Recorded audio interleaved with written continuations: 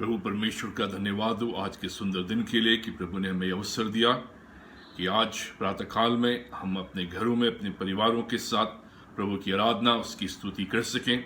हम धन्यवाद देते हैं प्रभु के इस प्रयोजन के लिए कि प्रभु ने ऐसा संभव होने दिया कि हम सब इन दिनों अपने घरों में अपने परिवारों के साथ मिलकर प्रभु की आराधना उसकी स्तुति कर सकें। हम धन्यवाद देते हैं कि प्रभु हमें संभालता है, हमारी सहायता करता है। इस पूरे लॉकडाउन के पीरियड में उसने हमें संभाला और अपने वचन के द्वारा हमें आशीषित किया, अपनी उपस्थिति को हमारे बीच में बनाए रखा और हमें हर रोगों से परेशानियों से बचा के रखा।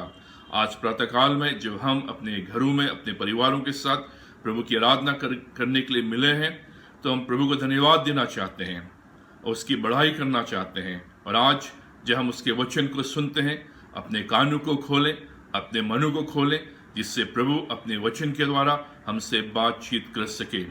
आज के मनन के लिए जो खंड मैंने चुना है वो पुराने नियम में पाया जाता है। दानियल उसका पहला अध्याय 1 पद से लेकर 21 पद तक। Daniel chapter 1 verses 1 to 21। अब ये जो खंड है जो आपने पढ़ा होगा और आप बाद में इसको पढ़ें, इसमें हम पाते हैं कि कैसे परमेश्वर दानियल और उसके मित्रों की सहायता, रक्षा और मदद करता है। और साथ ही साथ इस खंड में हम ये पाते हैं कि कैसे दानियल बदलती हुई परिस्थितियों में परमेश्वर के लिए खड़ा रहता है। प्रभु के लिए खड़े रहें, वो आपके लिए खड़ा रहेगा। अगर आप प्रभु का आदर करेंगे, प्रभु आपका आदर करेगा। अब ये जो बदलती परिस्थितियां दानियल और उसके मित्रों के सामने आई, उन्होंने सोचा भी नहीं था कि उनके जीवन में परिस्थितियां एकाएक बदल जाएंगी और उन्हें नई परिस्थितियों का सामना करना पड़ेगा। लेकिन जब नई परिस्थितियां उनके सामने आई, परिस्थितियां बदली हुई उनके जीवन के सामने आई, उस समय भी वो प्रभु के लिए खड़े रहे, उस समय भी उन्होंने प्रभु का आदर किया। अब ये पूरा अध्याय इस बात के लिए बताता है कि जब भी हम प्रभु यीशु के लिए खड़े रहते हैं, जब भी हम अपने मुंह को प्रभु यीशु मसीह के लिए खोलते हैं, जब भी हम इसका आदर करते हैं, प्रभु हमारे लिए खड़ा होता है। चाहे परिस्थितियां कितनी भी बदली हुई क्यों ना हो, उस समय भी वो हमारे लिए खड़ा रहता है। अब इस खंड में हम पाते हैं कि कैसे जो नबूकदनेस्सर बाबुल का राजा है, वो यरूशलेम में चढ़ाई करता है और चढ़ाई करने के बाद जो भी यरूशलेम के यहूदा के लोग हैं उनको वो बंदी बनाकर अपने देश बाबुल में ले आता है। और साथ ही साथ जो भी मंदिर के पात्र हैं, जो भी बर्तन हैं जो मंदिर में इस्तेमाल किए जाते थे, उनको भी वो वहां से उठाकर अपने मंदिर में लाकर रख देता है और कुछ अच्छे नौजवानों को वो अपने साथ ले जाता है, जिससे कि वो बाबुल में उसकी सेवा कर सके। अब परमेश्वर का एक महान उद्देश्य है और वो उसे अवश्य पूरा करेगा। परमेश्वर का जो उद्देश्य है, उस उद्देश्य को कोई भी समाप्त नहीं कर सकता है, कोई भी बाधा नहीं डाल सकता है। और परमेश्वर अपने उस महान उद्देश्य को पूरा करने के लिए किसी को भी प्रयोग कर सकता है, जिससे उसका उद्देश्य जो उसने अपने लोगों के लिए बनाया है वो पूरा हो सके। अब नबूकदनेस्सर जब यरूशलेम में यहूदा में चढ़ाई करता है तो ये सोचता है कि ये अपनी सामर्थ के द्वारा कर रहा है। और जब वहां के लोगों को बंधुआई में ले आता है और वहां की जो सोसाइटी है जिसमें क्रीम लोग हैं, जिसमें पढ़े लिखे लोग हैं, अच्छे लोग हैं, उनको भी अपने साथ ले आता है।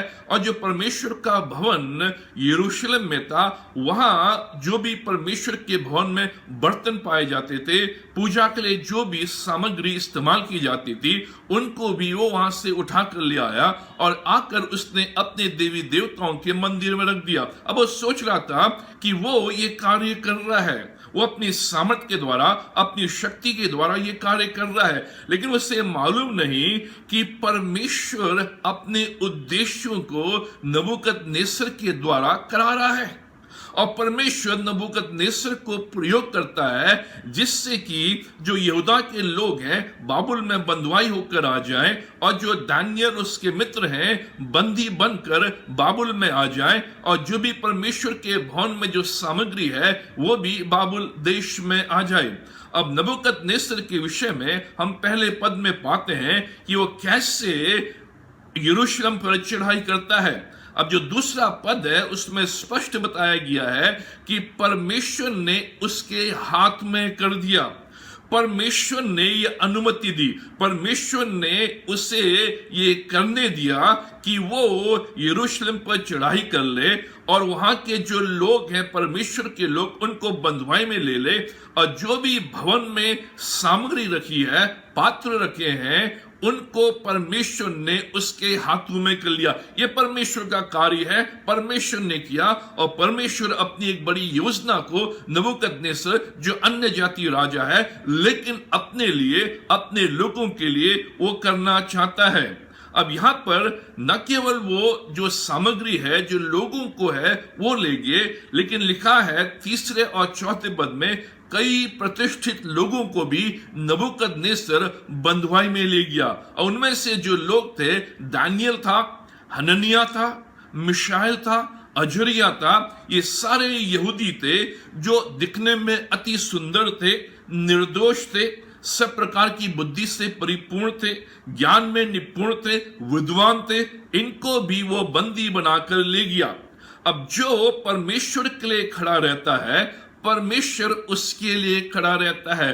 बदली हुई परिस्थितियों में कैसे खड़े रहें? जब परिस्थितियां बदल रही हैं, जब परिस्थितियां तरह तरह की हो रही हैं जो हमारे जीवन के लिए भिन्न लगती हैं, उन परिस्थितियों को हम कैसे अपने जीवन में होने देते हैं, कैसे परमेश्वर को अपने जीवन में कार्य करने देते हैं जिससे परमेश्वर का कार्य पूर्ण हो सके।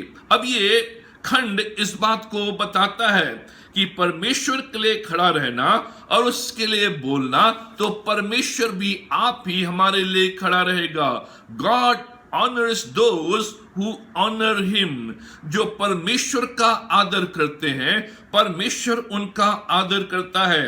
अब कुछ चीजें बदल गई हैं और कुछ चीजें नहीं बदली हैं। अब मैं अधिक पृष्ठभूमि में नहीं जाऊंगा, लेकिन सीधे संदेश में जाएंगे कि जो खंड है, जो पहला अध्याय है, इस बात को बताता है कि कुछ चीजें बदल गई हैं और कुछ नहीं बदली हैं। अब परिस्थितियां बदलती हैं। जनवरी के महीने में जो परिस्थिति हमारे सामने थी वो परिस्थिति अप्रैल के महीने में नहीं थी। जो परिस्थिति अप्रैल के महीने में थी वो परिस्थिति आज मई के महीने में नहीं है। जो परिस्थिति आज मई के महीने में है वो आने वाले महीनों में नहीं होगी। जनवरी से अभी तक परिस्थितियां बदल गई हैं। जब हमने 40 दिन की प्रार्थना सभाएं शुरू की थी, प्रार्थना मीटिंग्स शुरू की थी, क्या हमने सोचा था कि हम ईस्टर को अपने घर में मनाएंगे? हमें मालूम नहीं था कि ईस्टर इस वर्ष हम अपने घर में मनाएंगे। हमने बड़े अच्छे रूप में 40 दिन की प्रार्थना सभाओं को आरंभ किया था और ये सोचकर कि ईस्टर का जो त्योहार है हम बड़े धूमधाम से मनाएंगे, लेकिन किसी को मालूम नहीं था कि जो ईस्टर का त्योहार है उस दिन अपने घर से नहीं निकल पाएंगे और ईस्टर जो है हम अपने घर में मनाएंगे। परिस्थितियां बदल गई। हमने सोचा था जब 2020 आरंभ हुआ तो ये 2020 एक अच्छा वर्ष रहेगा और हमारे जीवन में नई चीजों को लेकर आएगा। 2020 के विषय में बहुत सी बातें सामने आई। उस समय हमने नहीं सोचा था कि जब हम मार्च के महीने में पहुंचेंगे तो परिस्थितियां बदल जाएंगी। परिस्थितियां बदलती हैं। जो जनवरी में परिस्थिति थी वो आज नहीं है। जो माइग्रेंट वर्कर्स हैं उनने ये नहीं सोचा था कि जो मुंबई में काम करते हैं, बेंगलुरु में काम करते हैं, चेन्नई में काम करते हैं कि उनको एक दिन बड़े शीघ्र ही पैदल यात्रा अपने घर में करनी पड़ेगी। उनकी जॉब छूट जाएगी, उनका परिवार छूट जाएगा और उनको परेशानी का सामना करना पड़ेगा।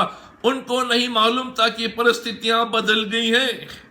बदली हुई परिस्थितियों में कैसे खड़े रहें, क्योंकि परिस्थितियां बदलती हैं। और आज हम इस बात को जानते हैं, समझते हैं और हमने अनुभव से देखा है कि परिस्थितियां बदलने में कोई समय नहीं लगता। 1 घंटे के अंदर परिस्थितियां बदल जाती है। लेकिन उन बदलती हुई परिस्थितियों में हम कैसे परमेश्वर के सामने खड़े हो सकते हैं, परमेश्वर के लिए खड़े हो सकते हैं। अब इन परिस्थितियों के दौरान जो बदली हुई परिस्थितियां हैं, जिनमें दानियल और उसके मित्र अपने आप को पाते हैं, 5 बातें बदल गई हैं, लेकिन 2 बातें नहीं बदली। 5 बातें जो दानियल और उसके मित्रों के लिए बदल गई हैं। कौन सी है 5 बातें जो बदल गई? पहली बात, नया देश। दूसरे पद में लिखा है कि अब वो नए देश में है, न्यू कंट्री। वो पहले यहूदा देश में थे, जो उनका जन्म का देश था, जो उनकी जन्मभूमि थी, जिसमें वो पले बड़े और आगे बढ़े। लेकिन अचानक एक दिन उनको उस यहूदा देश से ले जाकर उनको बेबीलोन में, बाबुल के देश में पहुंचा दिया गया।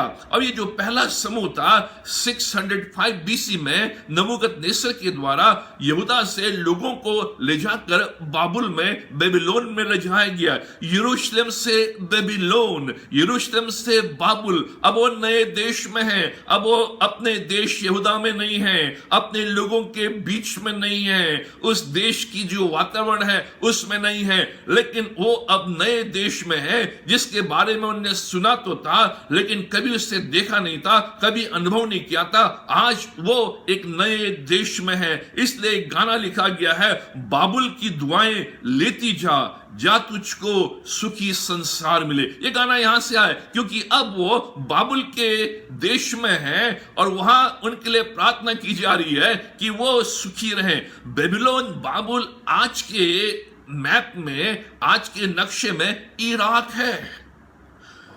दानियल और उसके मित्रों को यहूदा से नबूकदनेस्सर उठाता है और उनको इराक में ले जाता है। इनका जो नया देश है अब वो इराक है। वो अपने पुराने देश यहूदा में नहीं है, नए माहौल में है। अब उनके नए मित्र हैं। जो मानव विज्ञान है, एंथ्रोपोलॉजी है, वो इस बात को बताती है कि किसी भी नए देश में या नए शहर में एडजस्ट होने के लिए 3 से 5 वर्ष लगते हैं। अब इनको नए देश में ले जाया गया है। करीबन 3 से 5 वर्ष इनको लगेंगे कि उस नए देश में ये अपने आप को एडजस्ट कर सकें, उस देश की वायु को, उस देश की जलवायु को, उस देश के वातावरण को वो समझ सके। नया देश है। दूसरी बात जो उनके जीवन में बदल गई है, नया भविष्य, न्यू फ्यूचर, जो हम तीसरे और चौथे पद में पाते हैं। और जब इन जवानों को यहूदा देश से इराक देश में, बेबीलोन में लाया गया, उस समय इनकी जो आयु थी 17 से 19 ईयर्स के बीच में थी, 17 साल से 19 साल के बीच में। अब ये अचानक अपने आप को एक अन्य जाति राजा के अधीन पाते हैं।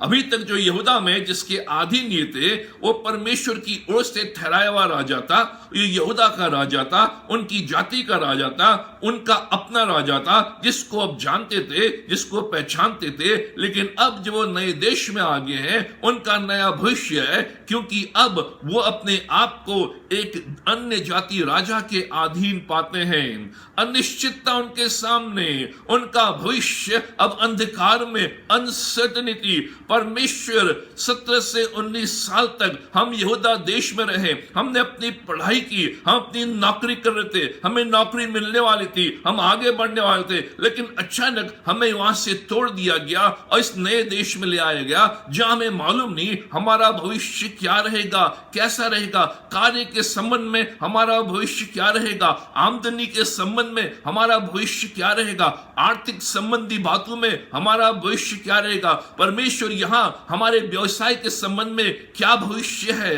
परमेश्वर यहाँ का सिस्टम नया है, कैसे हम नए सिस्टम में अपने आप को ढाल पाएंगे।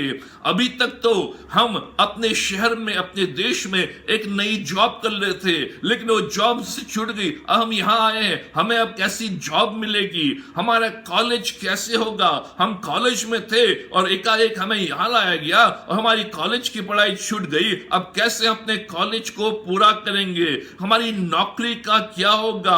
अभी अभी हम ग्रेजुएट हुए हैं, हमने सोचा था अपने देश में हमें एक अच्छी जॉब मिलेगी, लेकिन अब हम यहाँ आए हैं, हमारी जॉब कैसे लगेगी।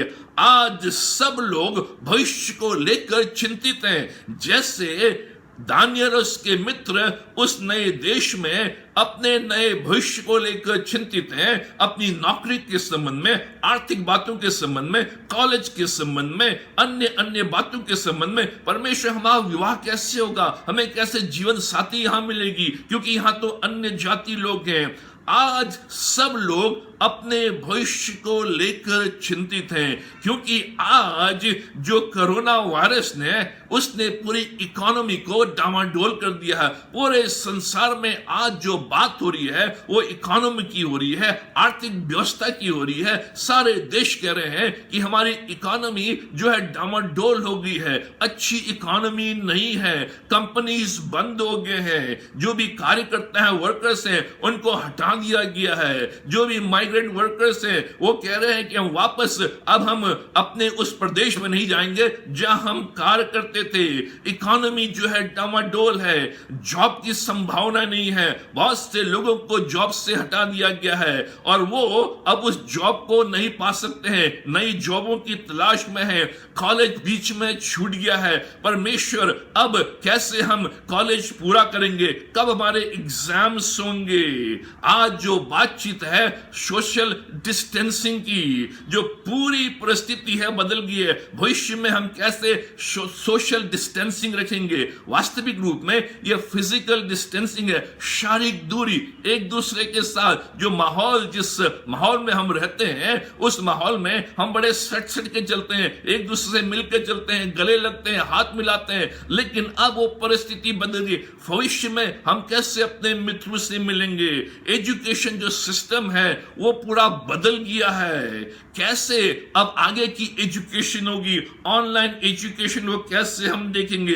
वर्किंग सिस्टम बदल गया है। आज बहुत सी जो कंपनीज हैं वो कह रहे हैं घर से काम करो। ये सारी चीजें बदल गई हैं। जो लाइफ स्टाइल है वो बदल गया है। जो भी हमारा लाइफस्टाइल जनवरी के महीने में था, अब मई के महीने में, जून के महीने में, आने वाले 2 सालों में हमारा लाइफस्टाइल बदल गया। जैसे दानियल के मित्रों का लाइफस्टाइल बदल गया, जीवन शैली बदल गई। हम भी भविष्य के लिए चिंतित हैं कि अब हमारी जीवन शैली कैसी होगी। लोग कह रहे हैं learn to live with corona. जो कोरोना है उसके साथ जीना आरंभ करें, नए भविष्य में प्रवेश। परमेश्वर ये जो भविष्य है ये अनसर्टन है, बदल गया है भविष्य। जैसे दानियल उसके मित्रों के लिए भविष्य बदल गया है, अनिश्चित हो गया है, वैसे आज हमारे लिए भी लोग चिंतित हैं आने वाले भविष्य के लिए। तीसरी बात जो बदल गई, नई भाषा, लैंग्वेज, न्यू लैंग्वेज। पद 4 में लिखा है कि राजा ने ये अनुमति दी, ये आज्ञा दी कि इनको नई भाषा सिखाया जाए, इनको नई भाषा का ज्ञान हो। अब ये जो दानियल है उसके मित्र हैं, ये इब्रानी भाषा जानते हैं, हिब्रू भाषा जानते हैं, हिब्रू भाषा का इनको ज्ञान है। उसी भाषा में उन्होंने अपनी पढ़ाई लिखाई की है, उसी भाषा में आगे बढ़े हैं। अब इनको बाबुल में ले आया गया है, इराक में ले आया गया है, बेबीलोन में ले आया गया है, जहां की भाषा जो है भिन्न है, कसदी भाषा है, बिल्कुल भिन्न भाषा है। अब इनको एक नई भाषा सीखनी है, इसलिए सीखनी है ताकि वो कसदियों का जो शास्त्र है, लिटरेचर है, उसका वो अध्ययन कर सके। अब नई भाषा सीखना आसान नहीं है, जब आप छोटे बच्चे होते हैं उस समय आप भाषा सीख सकते हैं, लेकिन जैसे ही आप 17 पार कर लेते हैं उस समय नई भाषा सीखना बहुत कठिन है। आप वो एक्सेंट नहीं ला सकते हैं, आप उस भाषा में पूर्ण ज्ञान प्राप्त नहीं कर सकते हैं। लेकिन इन नौजवानों को जो 17 से 19 साल के बीच में है, इनको नई भाषा सीखनी है। इसलिए सीखनी है ताकि वहां का जो लिटरेचर है, वहां का जो शास्त्र है, और जो शास्त्र है वो देवी देवताओं के संबंध में है। इसलिए नई भाषा ताकि वहां के शास्त्र को सीख सके, और जो वहां का शास्त्र है वहां के देवी देवताओं के संबंध में है, ताकि वहां के देवी देवताओं के संबंध में वो जान सके। भाषा में बदलाव तो संस्कृति में बदलाव, भाषा में बदलाव तो लिटरेचर में बदलाव। अब जो भाषा ये सीखेंगे उस भाषा के अनुसार इनका कल्चर होगा, इनकी संस्कृति होगी, इनकी पढ़ाई लिखाई होगी, शास्त्रों का अध्ययन होगा। अभी तक ये यहूदी शास्त्र का ज्ञान रखते थे, यहूदी शास्त्र को इनने पढ़ा था, यहूदी परंपरा को ये जानते थे, यहूदी संस्कृति इनकी थी, यहूदी ईश्वर को ये जानते थे। लेकिन अब भाषा बदलने के कारण इनका जो कल्चर है, इनकी जो संस्कृति है वो भी बदल जाएगी, इनकी जो परंपराएं हैं वो भी बदल जाएंगी, इनकी जो इनका जो विश्वास है परमेश्वर के ऊपर उसमें भी प्रभाव पड़ सकता है, क्योंकि इनको नए देवी देवताओं के बारे में अध्ययन करना पड़ेगा और उन देवी देवताओं के संबंध में इनको ज्ञान रखना पड़ेगा। चौथी बात जो बदल गई है, नया भोजन, जो हम 5वें पद में पाते हैं, न्यू फूड। न केवल इनकी भाषा बदल गई है, इनका भविष्य बदल गया है, इनका देश बदल गया है, लेकिन इनका भोजन भी बदल गया है। अब कुछ लोग खाने के लिए जीते हैं और कुछ जीने के लिए खाते हैं, और जो भोजन है जीवन के लिए महत्वपूर्ण है। कितना खाते हैं, क्या खाते हैं, भोजन में जब भी बदलाव आता है वो आसान नहीं है, क्योंकि भोजन हमारे शरीर से जुड़ा हुआ है, हमारी आदतों से जुड़ा हुआ है, और जब भी हमारे भोजन में बदलाव आता है हमारी शरीर को पीड़ा होती है, और शरीर को पीड़ा होने के द्वारा हमारा पूरा जो चाल चलन है, सोच विचार है, वो बदल जाता है। अब इनका जो भोजन है वो भिन्न है। जो भोजन है वो राजा की मेज से इनको परोसा जाएगा। अब ये वो भोजन है, इससे पहले कि भोजन को बनाया जाए, इससे पहले कि भोजन को राजा के मेज में परोसा जाए, ये सारा का सारा भोजन वहां के देवी देवताओं के पास ले जाया जाता था, उनको चढ़ाया जाता था, और उसके बाद इस भोजन को राजा की मेज में लाया जाता था, और राजा की मेज से फिर इनको परोसा जाता था। अब इनका भोजन बदल गया है। भोजन के बारे में बताया, इनको ये भोजन दो। अभी तक ये दाल रोटी खाते हैं, अब इनके लिए कहा है कि इनको सांबर और इडली मिलेगी। भोजन में बदलाव। आज कोई लोग जो हैं नॉन वेज से वो दूर हो गए हैं, क्योंकि कोरोना वायरस के दौरान नॉन वेज नहीं मिला, अगर मिला भी उसमें कई प्रकार की बातें थे, तो लोगों ने करीबन 40 दिन तक नॉन वेज नहीं खाया है।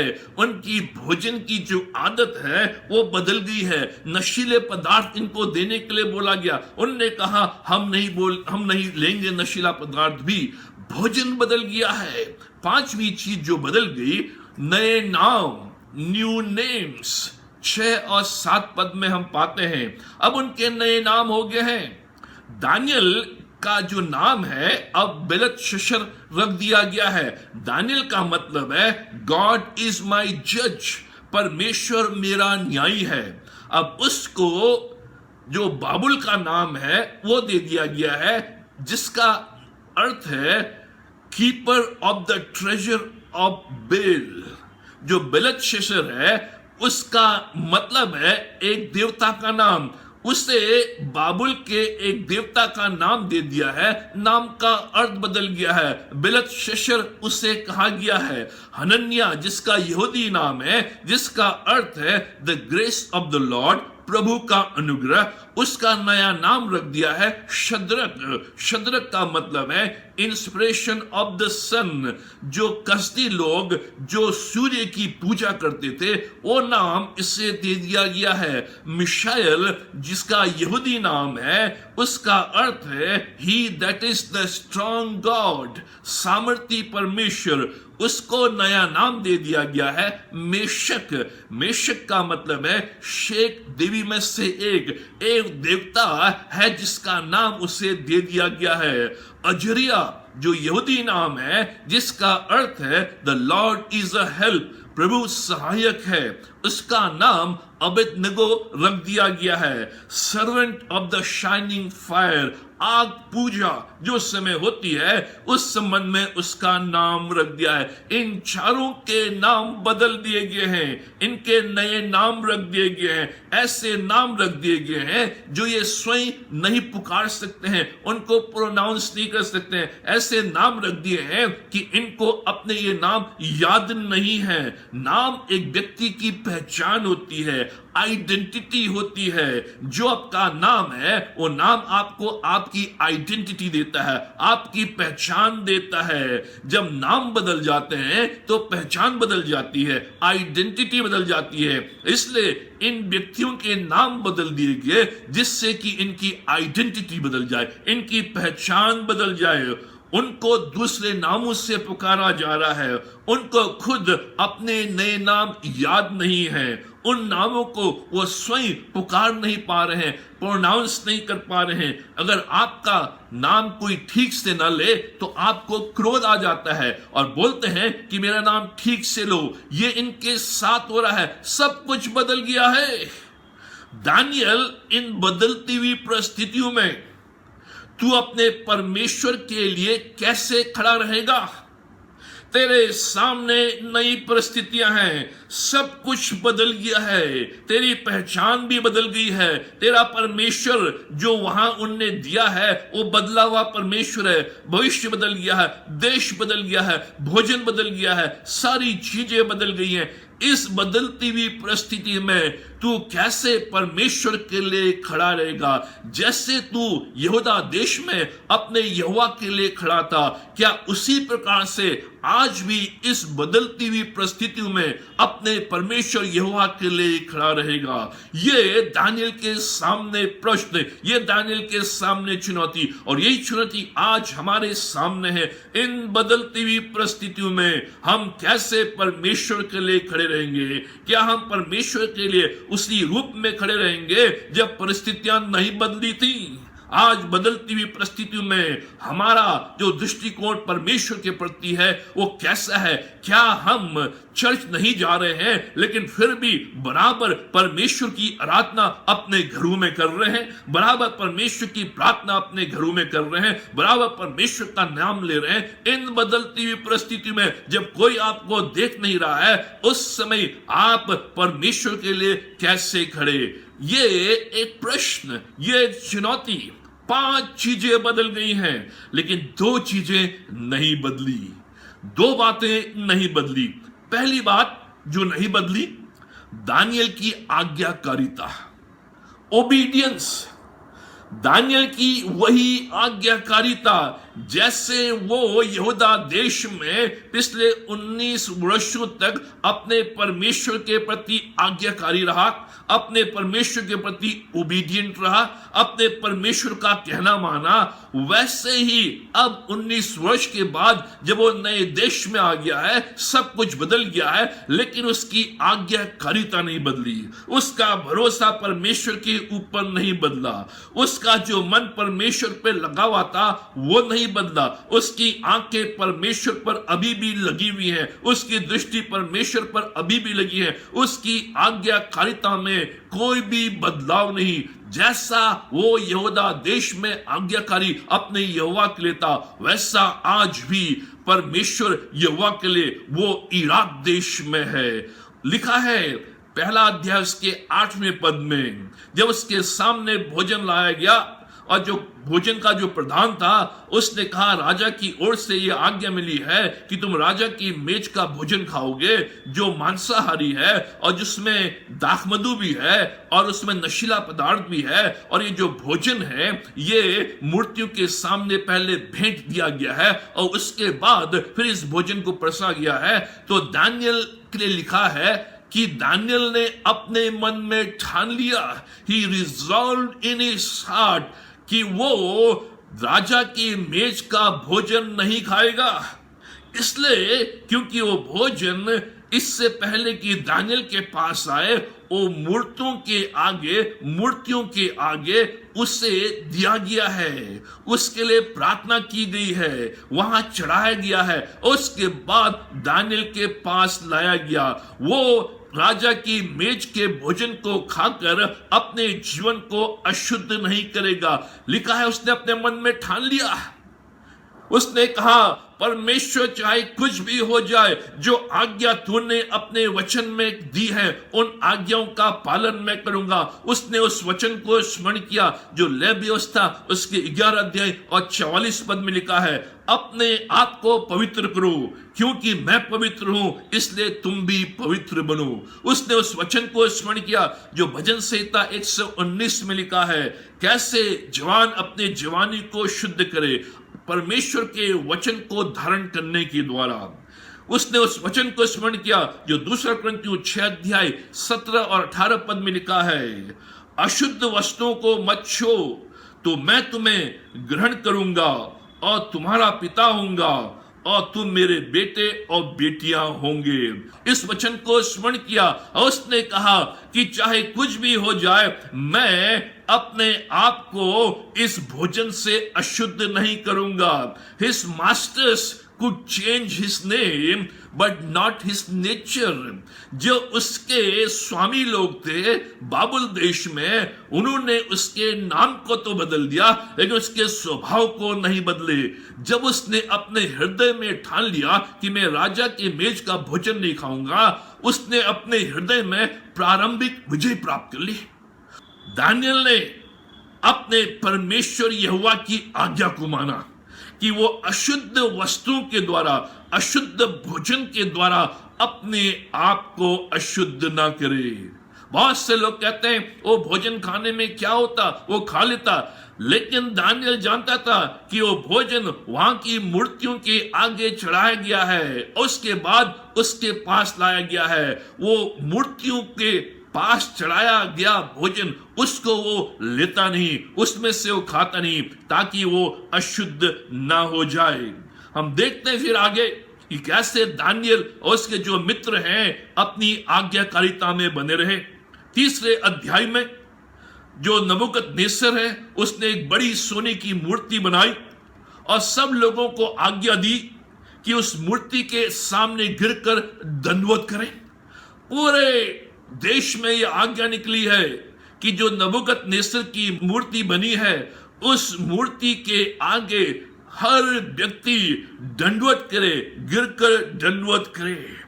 जब ये आज्ञा दानियल उसके मित्रों ने सुनी तो उन्हें स्मरण आया परमेश्वर के वचन से जो निर्गमन उसका 19 अध्याय है, किसी मूर्ति के आगे तुम दंडवत ना करना और ना उसकी उपासना करना।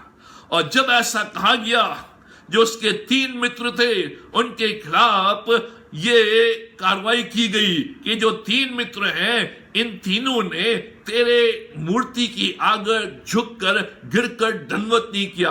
और राजा ने उनको बुलाया और उनसे कहा कि अगर तुम झुककर गिरकर दंडवत नहीं करोगे तुम्हें इस धधकती हुई आग में डाल दिया जाएगा। उनका उत्तर क्या था? 3 अध्याय उसके 16 पद में, हे नबूकदनेस्सर, इस विषय में तुझे उत्तर देने का हमें कुछ प्रयोजन नहीं जान पड़ता। जो तू कह रहा है कि हमें तेरी मूर्ति की आगे झुककर दंडवत देना है, उसके विषय में हम कोई उत्तर नहीं देंगे। हमारा परमेश्वर जिसकी हम उपासना करते हैं वो परमेश्वर इतना शक्तिशाली है, सामर्थ रखता है कि अगर तू हमें उस धधकती हुई आग में भी डाल दे तो हमें वहां से छुड़ा सकता है। अगर ना भी छुड़ाए तो भी हम तेरी देवता की उपासना नहीं करेंगे। सोने के मूर्त के आगे हम दंडवत नहीं करेंगे। कुछ भी हो जाए हम केवल अपने परमेश्वर यहोवा की उपासना करेंगे। हम जानते हैं कि हम बाबुल में हैं, हम जानते हैं हम तेरे अधीन हैं और तूने ये आज्ञा निकाली है कि सोने की मूर्त के आगे झुककर दंडवत करो, उसकी उपासना करो। लेकिन हमारा परमेश्वर जीवित परमेश्वर है, उसके अलावा हम और किसी की आराधना प्रार्थना नहीं करेंगे, किसी की उपासना नहीं करेंगे, किसी के सामने झुककर दंडवत नहीं करेंगे। ये आज्ञाकारिता।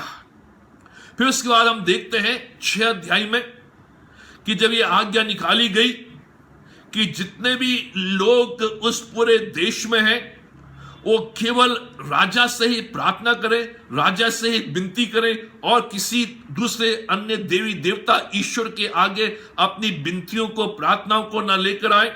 और जब ये आज्ञा निकली, इस पर हस्ताक्षर हो गए और दानियल को मालूम चला कि ये आज्ञा निकल चुकी है कि केवल और केवल नबूकदनेस्सर के सामने ही हम झुककर प्रार्थना करेंगे, विनती करेंगे, निवेदन करेंगे और किसी परमेश्वर या ईश्वर से प्रार्थना नहीं कर सकते। लेकिन दानियल के लिए लिखा गया है कि वो उसी आज्ञाकारिता में बना रहा। दानियल जो कि एक उच्च अधिकारी उस देश में है, लेकिन लिखा गया है 6 अध्याय के 10 पद से आगे, वो अपनी रीति के अनुसार, जैसे पहले वो अपने परमेश्वर यहोवा से प्रार्थना करता था, अपनी रीति के अनुसार अपने परमेश्वर के सामने गया, अपने परमेश्वर के सामने घुटने टेक कर यरूशलेम की ओर देखकर दिन में 3 बार लगातार प्रार्थना करता रहा। दिन में 3 बार लगातार प्रार्थना करता रहा। हालांकि आज्ञा निकल गई थी कि 30 दिन तक कोई भी व्यक्ति किसी ईश्वर के आगे प्रार्थना नहीं करेगा, लेकिन जैसे दानियल की आदत थी उसके अनुसार वो निरंतर परमेश्वर के सामने झुका रहा, परमेश्वर से प्रार्थना करता रहा और उसने कहीं भी इस बात से हार नहीं मानी कि उसके लिए क्या होगा। यरूशलेम की ओर देखकर, खिड़की खोलकर घुटनों में अपने परमेश्वर से प्रार्थना करता रहा। उसकी आज्ञाकारिता में कोई भी संदेह नहीं, उसकी आज्ञाकारिता में कोई भी छूट नहीं। जिस प्रकार से वो यहूदा देश में अपने यहोवा के सामने दंडवत करके उससे प्रार्थना करता था, वैसे ही आज उस देश में भी वो प्रार्थना कर रहा है। परिस्थितियां बदल गई हैं, लेकिन दानियल की आज्ञाकारिता में कोई बदलाव नहीं। ये एक आत्मिक युद्ध हमारे जीवन में चलता है। डेली डिसीजन, रोजाना हमें ये निर्णय लेने पड़ते हैं कि क्या हम परमेश्वर के प्रति आज्ञाकारी हैं। एक जीवन है, जल्दी समाप्त हो जाएगा, केवल जो मसीह के लिए किया है वही टिकेगा। और दानियल ने इस बात को समझ लिया था, मेरी मौत हो जाए, मेरी मृत्यु हो जाए, कोई बात नहीं, लेकिन जो मैं परमेश्वर के लिए करूंगा वही टिकेगा। ध्यान रखें, 1 plus God is majority, 1 plus परमेश्वर बहुमत है। दूसरी चीज जो नहीं बदली, परमेश्वर की विश्वास योग्यता।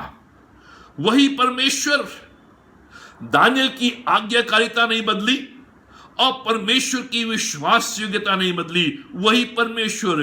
क्योंकि दानियल आज्ञाकारी बना रहा उस बदलती हुई परिस्थिति में भी, इसीलिए परमेश्वर की विश्वास योग्यता में बदलाव नहीं आया। जैसे परमेश्वर उनके साथ यहूदा देश में था, वैसे ही वही परमेश्वर उनके साथ बेबीलोन में, इराक में है। उसके विश्वास योग्यता में कोई परिवर्तन नहीं आया, उनके प्रति वो विश्वास योग्य बना रहा।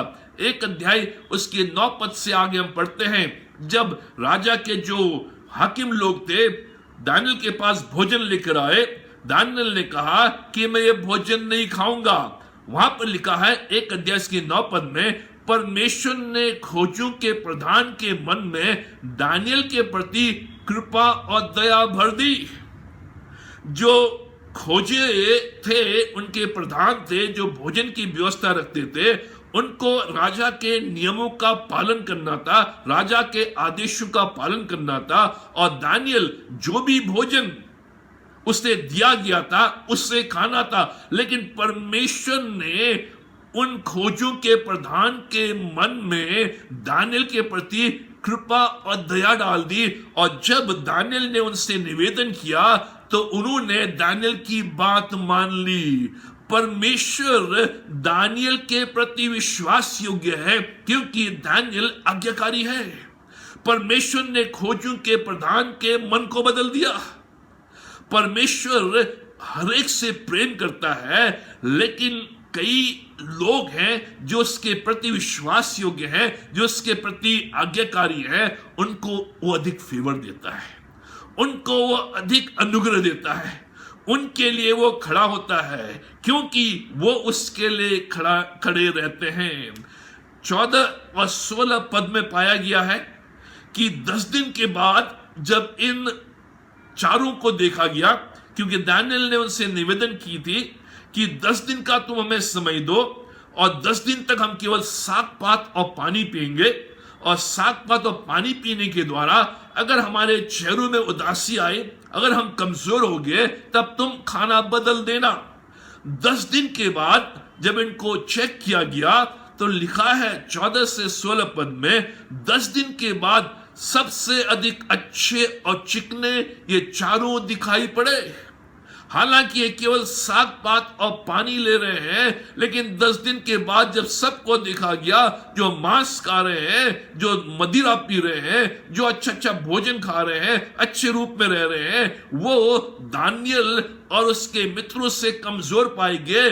हालांकि दानियल और उसके मित्र केवल साग पात खा रहे हैं, केवल पानी पी रहे हैं। परमेश्वर की विश्वास योग्यता, परमेश्वर उस दौरान भी उनके प्रति विश्वास योग्य है। जो भी वो खा रहे हैं, परमेश्वर उसमें प्रोटीन दे रहा है, परमेश्वर उसमें अच्छा स्वास्थ्य दे रहा है, उनकी कमजोरियों को दूर कर रहा है, उनके अंदर बल शक्ति को वो लेकर आ रहा है, उनके चेहरे में लाली को लेकर आ रहा है, चमक को लेकर आ रहा है। परमेश्वर उनके प्रति विश्वास योग्य। उस परिस्थिति में जब परिस्थितियां विपरीत हैं, लिखा है 1 अध्याय उसके 20 पद में, जब दानियल और उसके मित्रों को अन्य ज्योतिषियों के साथ राजा के सामने लाया गया, जिनने पूरे इन दिनों में जो अध्ययन था वो किया और शास्त्रों का अध्ययन किया, तो लिखा है सब ज्योतिषियों और तांत्रिकों से 10 गुना निपुण ठहरते थे। जब परमेश्वर ने इनके जीवन में कार्य किया और ये राजा के सम्मुख लाए गए, राजा के अन्य जो ज्योतिषी हैं, जो वहां का शास्त्र जानते हैं, जन्म से जानते हैं, उनके बीच में जब राजा प्रश्न पूछता था, तो ये चारों व्यक्ति उन सब से 10 गुना अधिक निपुण थे अपने उत्तर को देने में। परमेश्वर विश्वास योग्य है। 2 अध्याय उसके 17 से 19 पद में हम पढ़ते हैं कि परमेश्वर ने स्वप्न का भेद दानियल को खोल दिया।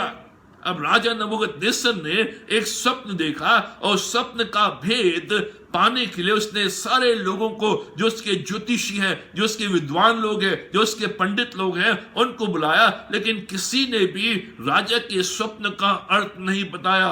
और राजा ने आज्ञा दी कि कोई भी व्यक्ति जो विद्वान है, जो पंडित है, जो ज्योतिषी है, वो इस देश में रहना न पाए, उनको नष्ट कर दिया जाए। जब दानियल ने यह सुना तो दानियल राजा के पास जाता है और उससे कुछ समय मांगता है, मौका मांगता है कि मैं तेरे स्वप्न का अर्थ बताऊंगा।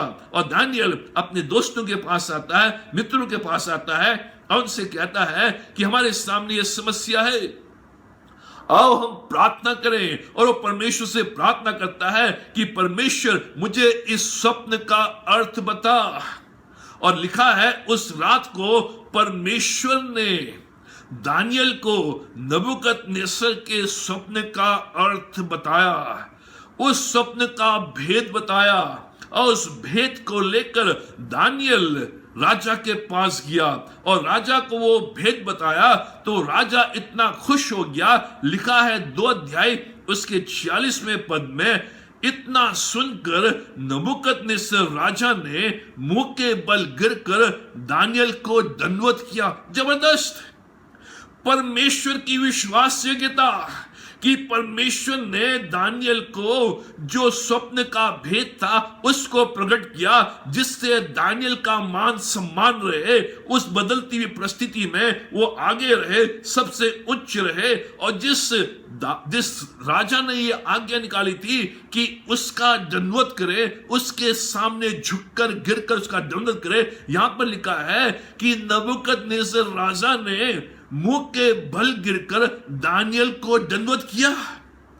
जिस व्यक्ति ने आज्ञा निकाली कि मुझे दंडवत करो, लेकिन परमेश्वर की विश्वासयोग्यता ने इस प्रकार से दानियेल के जीवन में कार्य किया कि जो नबूकदनेस्सर है वो दानियेल को उच्च रूप में देखने लगा और वो दानियेल के आगे गिरकर उसको दंडवत करता है। परमेश्वर की विश्वासयोग्यता नहीं बदली। 3 अध्याय में हम पाते हैं धधकती हुई आग में इन 3 मित्रों को डाल देना। जब इन 3 मित्रों ने उस सोने की मूर्ति के आगे सिर नहीं झुकाया, दंडवत नहीं की, परमेश्वर के प्रति आज्ञाकारी रहे, जो राजा था वो जलजलाहट में उसने ये आज्ञा दी कि इन तीनों को इस धधकती हुई आग में, जिसको 7 गुना और अधिक कर दिया गया था, उस भट्टे को 7 गुना अधिक करके उस भट्टे की आग में उनको डाल दिया गया। जब उनको डाल दिया गया तो जो डाल रहे थे वो भस्म हो गए, लेकिन जब इन तीनों को अंदर डाला गया तो राजा देखता है कि जो 3 अंदर हैं वो 3 नहीं लेकिन 4 हैं। और राजा पूछता है क्या हमने 3 व्यक्तियों को इस धधकती आग के अंदर नहीं डाला? वो कहते हैं हाँ, लेकिन 4 पुरुष कैसे दिखाई देते हैं? और वो चारों पुरुष उस धधकती हुई आग में टहल रहे हैं और उनको कुछ भी नहीं हो रहा है। और राजा नीचे आता है और उनसे कहता है बाहर निकल के आओ। अब ये तीनों बाहर निकल के आते हैं। लिखा है कि ये जो पुरुष थे, ये तीनों के तीनों जब बाहर निकल के आए, इनके कपड़े जले नहीं, इनके मोजे जले नहीं, इनके सिर के बाल जले नहीं, एक भी सिर का बाल झुलसा नहीं गया, एक भी सिर का बाल जल नहीं गया। वो पूर्ण के पूर्ण स्वस्थ हैं, यहां तक कि उनके शरीर में से जलने की जो खुशबू या बदबू होती है वो नहीं आ रही है।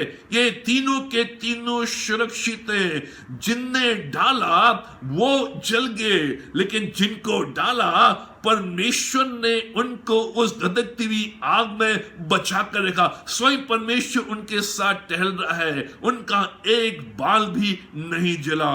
परमेश्वर की विश्वास योग्यता उस बदलती हुई परिस्थिति में, जब दानियेल ने परमेश्वर की आज्ञाकारिता का विश्वास किया, उस आज्ञाकारिता को माना, परमेश्वर के प्रति आज्ञाकारी रहा और दिन में 3 बार बराबर परमेश्वर से प्रार्थना करता रहा।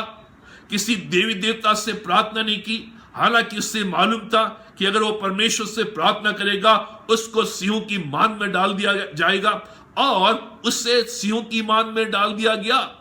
6 अध्याय में हम पाते हैं कि दानियेल को जो लोग हैं वो लेकर आते हैं राजा दारा की आज्ञा के द्वारा और उससे सिंहों की मान में डाल देते हैं। और जो सिंह हैं वो भूखे हैं, लेकिन परमेश्वर क्या करता है कि परमेश्वर उन भूखे सिंहों का मुंह बंद कर देता है।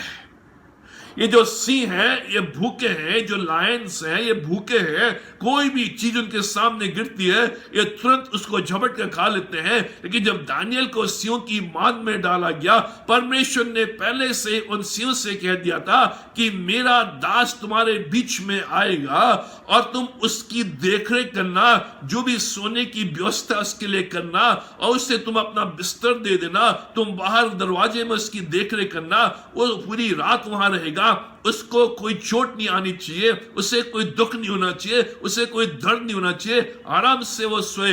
ये सिंह जो थे, जब दानियेल आया तो ये बाहर बैठ गए, और जो दानियेल है वो सिंहों के जो भी बैठक का जो स्थान है वहां वो लेट गया। पूरी रात आराम से लेटा रहा और सिंह पूरी रात जगे रहे। इसी बीच जो दारा राजा है पूरी रात बेचैन रहा कि दानियेल का क्या हुआ। और जब वो सुबह सुबह उठता है और सीधे सिंहों की मान में आता है और वो कहता है 6 अध्याय 19-20 पद में, हे दानियेल, हे जीवते परमेश्वर के दास, क्या तेरे परमेश्वर जिसकी तू नित्य उपासना करता है तुझे सिंहों से बचा सका है? ये राजा दारा कर रहा है जिसने स्वयं इसको सिंहों की मान में डाला, लेकिन पूरी रात बेचैन रहा और सुबह सुबह उठकर आता है और कहता है जिस जीवते परमेश्वर की तू नित्य उपासना करता है, क्या उसने तुझे सियों की मांद से बचाया? उसके अंदर यह विश्वास आ गया था कि दानियल जीवित है, परमेश्वर ने सियों का मुंह बंद कर दिया। वही परमेश्वर। परिस्थितियां बदल गई हैं, लेकिन दानियल और उसके मित्रों की आज्ञाकारिता नहीं बदली। परिस्थितियां बदल गई हैं, लेकिन परमेश्वर की विश्वास योग्यता नहीं बदली। वही परमेश्वर, वही आज्ञाकारिता, सब कुछ बदल गया है, लेकिन दो चीजें नहीं बदली। वही आज्ञाकारिता, वही विश्वास योग्यता। प्रिय मित्रों, परिस्थितियां बदलेंगी और बदल रही हैं, लेकिन हमारी आज्ञाकारिता परमेश्वर के प्रति न बदले। जब हमारी आज्ञाकारिता परमेश्वर के प्रति नहीं बदलेगी, उसकी विश्वास योग्यता हमारे प्रति नहीं बदलेगी। जैसे हम उसके लिए आज्ञाकारी बने रहेंगे, वैसे ही वो हमारे लिए विश्वास योग्य बना रहेगा। अगर हम परमेश्वर के लिए खड़े रहेंगे, परमेश्वर आपके लिए खड़ा रहेगा। Honour him and he will honour you. जब दानियल परमेश्वर के प्रति आज्ञाकारी रहा, जब उसके तीनों मित्र परमेश्वर के प्रति आज्ञाकारी रहे और परमेश्वर उन चारों के प्रति विश्वास योग्य रहा, हर परिस्थिति में उसने उन्हें संभाला। परिणाम क्या हुआ? रिजल्ट क्या हुआ? नए देश में, नए वातावरण में उनके साथ क्या हुआ? 6 अध्याय उसके 28वें पद में लिखा है, दानियल प्रॉस्पर्ड। इस प्रकार दानियल दारा और कुस्रू फारसी दोनों के राज्य के दिनों में सुख और चैन से रहा। दोनों राजा के राज्य में, नबूकदनेस्सर के राज्य में, दारा के राज्य में, कुस्रू फारस के राज्य में, दोनों राज्यों में जो दानियल है, लिखा है सुख और चैन से रहा। अंग्रेजी में लिखा है दानियल प्रॉस्पर्ड। वो संपन्न रहा, खुशहाल रहा, सुख के साथ रहा उन बदलती हुई परिस्थितियों में। जब उसका देश बदल गया था, उसका भविष्य बदल गया था, उसका नाम बदल गया था, उसकी भाषा बदल गई थी, उसका भोजन बदल गया था, लेकिन उसकी आज्ञाकारिता नहीं बदली। और जब उसकी आज्ञाकारिता नहीं बदली, तो परमेश्वर की विश्वास योग्यता नहीं बदली। उस बदलती हुई परिस्थितियों में लिखा है कि अंत में जो दानियल था, वो संपन्न हुआ, वो खुशहाल रहा, वो सुखी रहा, प्रॉस्पर्ड, सक्सेसफुल, सुख और चैन के साथ रहा। वही आज्ञाकारिता, वही विश्वास योग्यता। हम एक गीत गाते हैं, yesterday, today and forever Jesus is the same. कल, आज और कल यीशु एक सा है। सब चीजें बदल जाती हैं, लेकिन यीशु कभी नहीं बदलता है। वो विश्वास योग्य है। कैसी भी परिस्थिति क्यों ना हो, कैसी भी समस्या क्यों ना हो, वो विश्वास योग्य रहेगा, वो फेथफुल रहेगा, वो ट्रस्टवर्दी रहेगा, वो धर्मी रहेगा। आने वाले दिनों में कैसी भी परिस्थितियां क्यों ना रहें, आने वाले वर्षों में कैसी भी परिस्थितियां क्यों ना रहें, अगर आप परमेश्वर के प्रति आज्ञाकारी हैं, तो परमेश्वर उन बदलती हुई परिस्थितियों में भी आपके प्रति विश्वास योग्य रहेगा। और जैसे दानियल को उसने संपन्न किया, खुशहाल रखा और सुखमय जीवन दिया, वैसे ही परमेश्वर आपको बदलती हुई परिस्थितियों में खुशहाल रखेगा, संपन्न रखेगा और सुख और चैन के साथ रखेगा। परमेश्वर आप सबों को आशीष दे। आइए हम प्रार्थना करें। हमारे महान जीवेश्वर शक्तिमान परमेश्वर पिता, हम धन्यवाद देते हैं तेरी तमाम आशीषों के लिए, तेरी रक्षा, तेरी मदद, तेरी भलाई, तेरी करुणा के लिए। हम धन्यवाद देते हैं आज के सुंदर दिन के लिए जो तूने हमें दिया कि हम मिलकर तेरी आराधना, तेरी स्तुति, तेरी बढ़ाई कर सके। पिता परमेश्वर, आज के दिन अपने वचन के द्वारा हमसे बोल और बातचीत कर। और पिता परमेश्वर, इन बदलती हुई परिस्थितियों में जब सब कुछ नया नया सा महसूस हो रहा है, डामाडोल स्थिति लग रही है, कुछ समझ में नहीं आ रहा है क्या होगा, कैसे होगा और कब होगा, ऐसी बदलती हुई परिस्थितियों में पिता परमेश्वर, जैसे तू दानियल के साथ विश्वास योग्य रहा, वैसे ही तू हमारे साथ विश्वास योग्य रहे। ऐसी बदलती हुई परिस्थिति में पिता परमेश्वर, तुम्हारी सहायता कर कि हम तेरे प्रति आज्ञाकारी बने रहे, तेरे पीछे बराबर चलते रहे, तुझ पर विश्वास बराबर करते रहे, जिसके द्वारा इन बदलती हुई परिस्थितियों में और ये जो अनसर्टेनिटी है, अनिश्चितता का माहौल है, इस दौरान भी परमेश्वर हमारे साथ विश्वास योग्य रहे और हम इस दौरान भी जैसे दानियल खुशहाल रहा, संपन्न रहा और सुख और चैन के साथ रहा, वैसे ही हम भी खुशहाल रहे, संपन्न रहे, सुख और चैन के साथ रहे। पिता परमेश्वर तुम्हारी सहायता, रक्षा और मदद कर, तुम्हें संभाल और हमारी सहायता कर। कलीसिया के प्रत्येक परिवार को हम तेरे हाथों में सौंपते हैं। हर एक को अपने लहू के बाड़े के नीचे रख, हर एक रोग से, बीमारी से, वायरस से तू उन्हें बचा कर रख, हर एक आवश्यकताओं की पूर्ति कर, दुख तकलीफ बीमारियों को दूर कर और पिता परमेश्वर आने वाले दिनों में, महीनों में, वर्षों में तू उन्हें और भी अधिक आगे बढ़ा।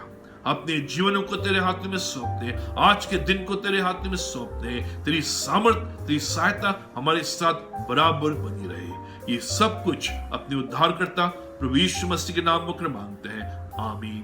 अब प्रभु यीशु मसीह का अनुग्रह, पिता परमेश्वर का प्रेम और पितात्मा की संगति हम सबों के साथ और विशेष करके इस प्रिय परिवार के साथ आज और हमेशा तक बनी रहे, आमीन।